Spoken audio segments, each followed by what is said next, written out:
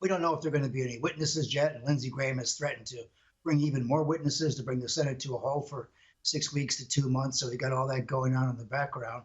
I think it's a very big week, though, for Donald Trump. If he gets through this with minimum pain, he will continue to be the titular head of the Republican Party. If he still gets through, but with a lot of pain, there may be people who want to drop away from him. So the Republican Party is very, very cautious about which way to jump on this. Now, look, the great legal scholar at Harvard, Alan Dershowitz, says that there's absolutely no basis here to impeach this president, whatever he's done or hasn't done, because it doesn't fit within the criteria of impeachment. And yes, he may have abused freedom of expression, but as the framers pointed out, freedom of expression was not a free lunch. It often leads to violence. So they're not going to get him on that one. But you know what I find really interesting, Pete, is that most of the American media today, and I scanned it for an hour before coming on your show, doesn't mention Donald Trump's name. It's like they've forgotten it. They think by leaving his name out of the New York. Forgotten New or York purposely leaving it out?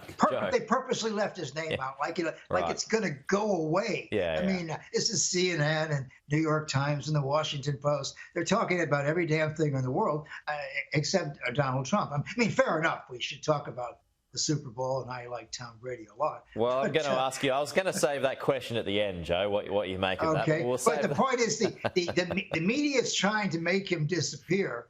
And Donald Trump's not going to disappear. They think because he's been suppressed on the Twitter and Facebook that he's going to disappear. He's not. He's still a major force in the party. But look, when they say to us, when critics say, there is precedent and there are legal scholars who argue that there's a basis for impeachment here, then I just simply say to people, well, where's the Chief Justice of the Supreme Court who presides over these things? He has declined to preside because he knows this is not a legal basis here. So, Justice Roberts just took a walk. He said, this is not a legal deal. It's, it's something else. So it's going to be very, very hard to prove. And of course, the Democrats are falling out about the coronavirus checks. Bernie Sanders, Elizabeth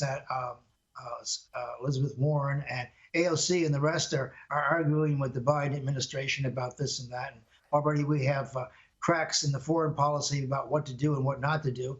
So, the Democratic Party, and I've known them well for 45 years, they tend to beat each other up when they have a bit of a majority until they don't have a majority and they have to win it back again. So there's going to be all kinds of factionalization there. Look, it's going to be very, very hard to unify the Democratic Party and the American people. And this whole business during the campaign about the soul of the nation, that's baloney. It's about who's got the power, who's got the numbers. You realize there are Americans today, 75, 85 years old, who can't find a damn vaccine shot. They're just not in the queue anywhere. They can't find the queue. So we got over 453,000 dead this morning, and we still have problems with the vaccine rotations and getting federal assistance out to the locals. And so we still got the same problems we had.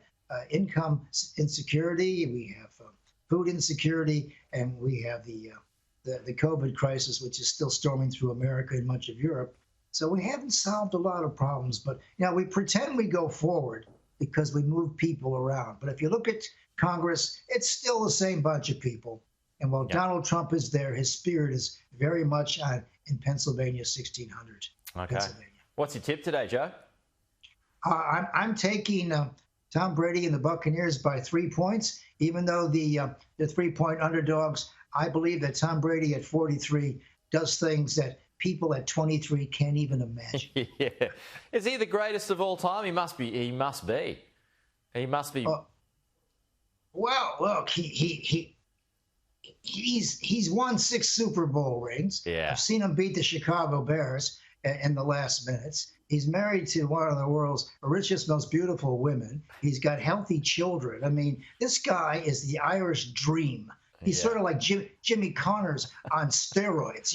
This is a man for the ages. And I think the other guy who's 23, who did beat these people last year, he's going to be facing a legend. And same thing in Australian sports. As soon as you get out there and you're looking at the legend, it just makes you weak in the knees. Apparently, part of his diet that he has to consume half his body weight in water every day. I read an article about this the other day, Joe. Which is that would be okay with scotch or beer. Yeah,